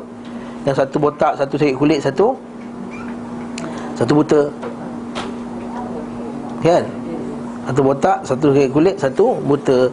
Yang botak tu bila dia mula-mula sakit botak lah kot. Botak mungkin bukan botak kepala, banyak orang botak sekarang. Maksudnya botak tak ada bulu langsung agaknya lah. Ni bulu kuning tak ada, macam serangan penyakit tu kan. Jadi dia pun dihalau oleh masyarakat dia apa semua. Lepas tu dia datanglah satu orang kata malaikat berubah jadi manusia. Kata, apa yang kamu nak? Okey, apa yang kamu nak? Jadi kamu minta lah apa? Dia kata, aku nak supaya aku ada rambut balik, ada bulu yang elok. Lepas tu aku dah supaya aku diterima masyarakat. Dan benda boleh bagi, cantiklah elok dia rupanya. Nak minta pula apa binatang ternak yang kau nak? Dia pun minta kambing. Nampak ada kambing. Orang kedua pula sakit kulit, dia sakit kusta apa ke. Kemudian dia kata, apa yang kamu nak? Aku nak supaya kulit aku elok balik. Lepas tu, apa yang kamu nak? Aku nak lembu. Nampaklah lembu. Yang ketiga pula buta. Ataupun terbalik kot. Yang pertama tu unta, yang kedua tu lembu, yang ketiga tu baru kambing. Yang ketiga tu kambing, yang ketiga tu buta. Dia kata bagi apa? Bagi aku nampak balik. Dan kemudian bagi aku kambing. Akhirnya banyak, dah semua dah banyak, penuh wadi apa semua, penuh lembah tu dengan binatang ternak. Orang yang tadi macam orang kaya tadi datang, dia berubah, dia orang miskin pula. Datang tanya, aku minta sikit, aku terhalang dalam perjalanan, aku sikit lagi nak balik kampung aku ni, boleh tak minta aku seekor je binatang ternak untuk aku balik? Oh tak boleh, aku banyak tanggungjawab. Macam kita lah dulu gaji kecil, nanti aku gaji besar nak sedekah tau. Bila gaji besar je, Allah, anak sekolah lah, nak masuk universiti. Macam tu lah, kita macam tu. Jadi minta, dia kata, tak boleh, aku ada banyak tanggungjawab apa semua. Kata tak, jangan, ni bukan harta ni orang Ta'ala bagi kat kamu semua. Tak, aku warisi daripada kata bapak daripada bapak aku. Kau menipu, kembalikan, Allah Ta'ala kembalikan ni botak. Dan binatang ternak semua mati. Yang kedua macam tu juga, jawapan yang sama. Dia kata, aku dapat warisi dari bapak aku dah kaya, dah keturunan, menipu. Allah Ta'ala bagi dia sakit, kulit balik. Yang ketiga dia kata, aku ni yang susah, kau ambil dah apa yang kau nak. Ambil lah, banyak kau nak, kata. Satu lembah kau nak ambil lah, bukan aku punya milik aku pun. Dia kata, ambil lah dalam keadaan kesukaan kamu. Hadis tersebut, mana banyak yang kamu suka. Dan tak ada, aku tak nak apa-apa, kau ambil lah ni, aku nak uji kamu sebagaimana aku telah menguji 2 saudara kamu sebelum ini. Jadi hadis tu dalil bahawa orang boleh berubah, malaikat boleh berubah dan nak test. Minta sedekah. Jadi bagi je lah kalau minta sedekah. Ni Allahu'alam. Ustaz, kalau sedikit lah benda lah apa semua, soalan biasa kan. Soalan biasa kalau cakap benda ni mesti kata, Ustaz sedikit sekarang, yakin bagi RM1. Yakin bagi banyak, tak yakin bagi RM1. Cukup. RM1 tak memiskinkan kita. RM1 miskin ke? Tak miskin lah. Bagi je lah apa yang kita ada. Wallahu ta'ala alam bissawab. Sikit lagi 11.30 kita habis. Kemudian keempat, malaikat biasa mendatangi beliau SAW sama seperti gemerincing loceng. Masa bunyi loceng. Wallahu alam, saya tak pernah dengar bunyi loceng tersebut. Guru saya pun ketika dia cerita, dia tak cerita pun bunyi loceng tu macam mana. Adakah macam bunyi loceng sekolah tu? Atau loceng church? Atau loceng apa? Wallahu alam. Sepi gemerincing ni sampai Nabi sakit. Kuat. Hal ini sangat berat baginya dan malaikat menjadi samar bagi beliau SAW hingga dahinya mengucurkan keringat di saat cuaca sangat dingin. Hadisnya bawah tu, mari kita baca. Hadis riwayat Ahmad, Malik, Bukhari dan Badul Khalq, An-Nasai, Al-Muslim. Banyaknya hadis. Tirmizi daripada Aisyah radhiyallahu anha, ia berkata, sesungguhnya Al-Harith bin Hisham bertanya kepada Rasulullah SAW, seraya berkata, "Wahai Rasulullah, bagaimana wahyu datang kepadamu?" Rasulullah SAW bersabda, "Terkadang datang kepadaku seperti gemerincing loceng. Itulah yang paling berat bagiku." Nampak, paling berat. Lalu diputuskan dariku sementara aku telah memahami apa yang berat memahami apa yang dikatakannya. Maksudnya kemudian Nabi faham. Apa Nabi faham? Nabi faham apa yang nak diwahyukan kepadanya. Terkadang malaikat menampakkan diri kepadaku dalam bentuk seorang lelaki-lelaki, lalu berbicara kepadaku dan aku memahami apa yang dikatakan. Aisyah radhiyallahu anha berkata, aku telah melihat wahyu turun kepadanya saat cuaca sangat dingin, lalu diputuskan darinya sementara dahinya mengucurkan keringat. Maksudnya beratlah benda tersebut. Sejuk boleh peluh, maksudnya wahyu tu berat. Allah Ta'ala sebut dalam Quran, inna sanulqi alaika qaulan thaqila, aku akan hantar kepada kamu wahai Muhammad kata-kata yang berat. Maksudnya Al-Quran ni kerja yang berat. Betul Allah Ta'ala suruh kata qumil laila illa qalila, bangunlah malam. So siapa yang bangun malam, insya-Allah kerja di siang hari akan ringan baginya. Ini kata guru kami nasihat dia. Sebab Allah Ta'ala dimulakan suruh bangun malam, kemudian Allah Ta'ala kata apa? Sebenarnya kami telah beri kamu satu utusan yang sangat berat. Utusan yang sangat berat. Dalil bahawa kita ni nak hidup dalam dunia, nak menghadapi stres kehidupan dalam hidup dalam dunia ni, kena bangun malam. Yang terbukti. Kalau kita bangun malam apa semua dengan tidur yang cukup apa semua, insya-Allah pagi tu rasa happy, tenang je. Kalau bangun lambat, subuh pukul 7 apa semua tak, cuma pagi-pagi tu tension, cepat marah, nak ibadah malas, kerja tak kualiti, semua sekali lah. Wallahu ta'ala a'lam bisawab. Dan ini adalah petunjuk dari Nabi SAW. Dan sampai haiwan tunggangannya berlutut di tanah apabila saat beliau menunggangnya, sampai tertekanlah Nabi, unta pun terduduk. Seperti dalam hadis yang 78 tu, mari kita baca nota kaki dia. Hadis Ahmad bin Aisyah radhiyallahu anha bahawa Nabi SAW diberi wahyu dan beliau berada di atas untanya, maka unta itu berlutut dan tidak bisa bergerak. Tidak bisa bergerak, tak boleh bergerak langsung, berat. Unta kuat. Sementara suatu ketika wahyu datang kepada beliau sallallahu alaihi wasallam dalam bentuk seperti itu, sementara peha beliau sallallahu alaihi wasallam berada di atas peha Zaid bin Thabit. Maka hal itu terasa berat baginya sehingga hampir pahanya remuk. Baca hadis bawah tu, Muslim bawah hadis Bukhari bab mengimlakkan la yastawil al-qa'iduna minnal mu'minin wal mujahidin fi sabilillah. Tidaklah sama orang tidak menurut berperang di kalangan orang yang beriman dengan orang yang berjihad jalan Allah. Itu ayat tu turun, ayat ni dah turun.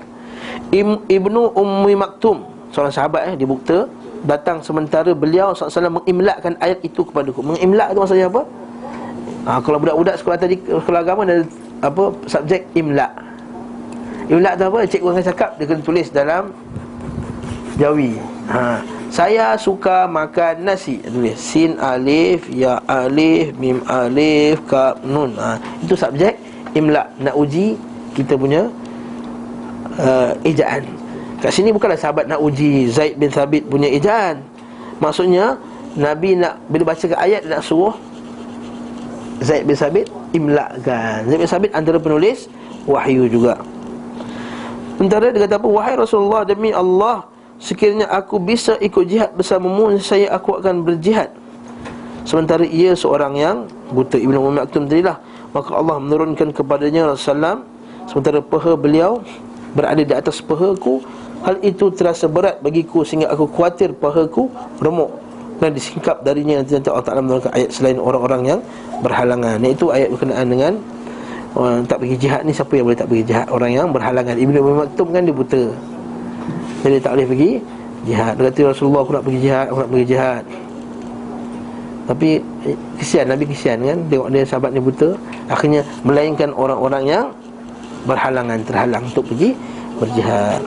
Yang kelima, beliau SAW melihat malaikat dalam bentuknya asli. Dalam bentuk yang dalam rupa malaikat betul, yang ada 600 sayap tu, malaikat Jibril.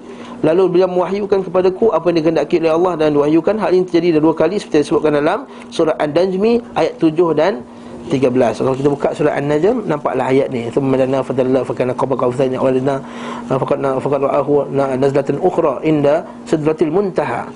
Dua kali. Satu ketika Nabi terputus wahyu, kemudian Nabi terputus wahyu, Nabi tengok ke langit, malaikat Jibril dengan bentuknya yang asal. Itu yang pertama. Kalau dapat wahyu kat Gua Hira, terputus wahyu lebih kurang 6 bulan ikut pendapat yang masyhur. Kemudian Nabi pandang ke langit, nampak Jibril ke atas dengan penuhi ufuk, yasuddul ufuk, jatuh daripada sayap-sayapnya batu-batu permata apa semua. Itu yang pertama. Dan yang kedua, dilihatnya ketika di Sidratul Muntaha, iaitu ketika Nabi di Mi'rajkan. Jadi Nabi pada tengok malaikat Jibril dalam bentuknya asli hanya dua kali sahaja. Okey. Apa yang ke-6 pula, apa yang diwahyukan oleh Allah SWT saat itu beliau SAW berada di atas langit, iaitu malam Mi'raj, berupa kewajipan salat dan selainnya. Maksudnya ketika Isra Mi'raj. Yang ketujuh, wahyunya Allah SWT berbicara langsung kepadanya tanpa perantara malaikat. Seperti ketika Allah Ta'ala berbicara langsung dengan Musa bin Imran, ya, ketika di wadi itu kan, Allah Ta'ala kata, ya Musa, kan, dapat tongkat kan, bukan dapat tongkat, tongkat tu memang dah ada dah. Campak tongkat, tongkat tu memang dah ada dah. Dapat wahyu di Zutua, di Zutua, di Gunung Tur. Gunung Tur ke? Biwadil Muqaddas itu lah, dekat tu lah. Allah Ta'ala sebut dalam Quran. Kemudian dia cakap direct. Masa bila ni? Ketika Nabi Isra Mi'raj jugalah. Nabi bercakap direct dengan Allah Subhanahu Wa Ta'ala. Cuma adakah Nabi nampak Allah ke tak nampak Allah? Pendapat yang rajih dalam masalah ni ialah Nabi tak nampak Allah. Sebab Nabi kata, Aisyah kata, kalau baca hadis Sahih Muslim kan, baru 2-3 minggu lepas Ustaz dia ajar, dia kata hijabuhu nur, kata Nabi Allah Ta'ala. Nabi kata hijabuhu nur, hijab Allah Ta'ala itu cahaya. Lau kushifat la ahraqat subuhat wajhihi mantaha ilaihi basaruhu minal khalq.